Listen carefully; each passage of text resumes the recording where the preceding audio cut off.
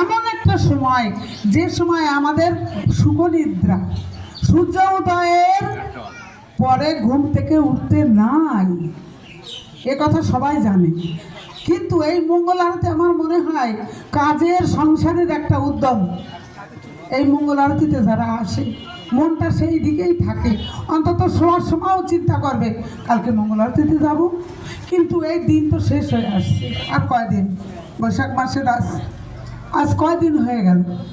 এখন কথা আছে কি, সেই মঙ্গল আরতি আজকে কোন জায়গায় আসছে, আমি যখন কমিটির সাথে শ্রীকৃষ্ণ সংঘের সাথে একটা সংযোগ স্থাপন করলাম, আজকে কিন্তু সেই মঙ্গল আরতি কোথায় এসে দাঁড়ালো। আর কার কতটুকু আনন্দ হোক আর না হোক, অন্তত মৃত্যুর আগ পর্যন্ত আমি এইটুকু আনন্দ পেয়ে গেলাম যে মঙ্গল আরতি,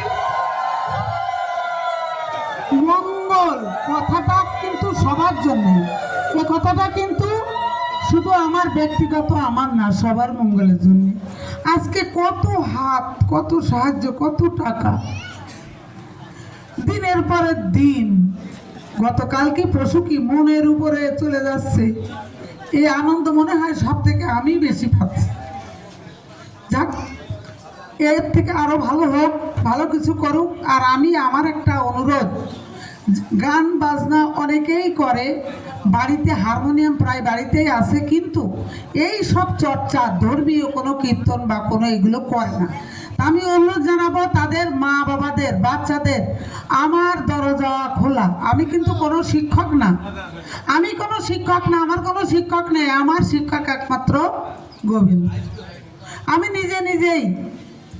তাহলে আপনারা আপনাদের সন্তানদের যদি মনে করেন যে না, যার সুর আছে, তাল আছে, তাকে আমি লাইনে আনতে পারবো, তা আপনারা যদি মনে করেন আমার বাড়িতে সপ্তাহে অন্তত 2 দিন পাঠাবেন বা আপনারা আসবেন অন্তত। কার, আমি তো চিরদিন না, আমি যতদিন আছি ততদিন, তারপরে যেমন সাধনাকে আমি পাশে রাখি। এই জন্যই বলছি যে আপনারা আসেন, আপনারা সন্তানদের সেইভাবেই আপনারা গড়ে তোলেন, আমাদের ধর্মীয় চেতনা তাদের ভিতরে একটু দিন। আর আমি বাইরে যারা প্রসাদ দেওয়ার জন্য এত ব্যস্ততা, একটু শুক্রবার অত তাড়া নেই কারো, একটু ধৈর্য ধরতে হবে আজকে। মামা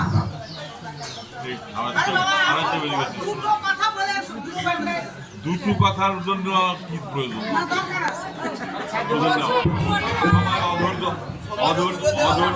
অধৈর্য অবস্থা কথা বলার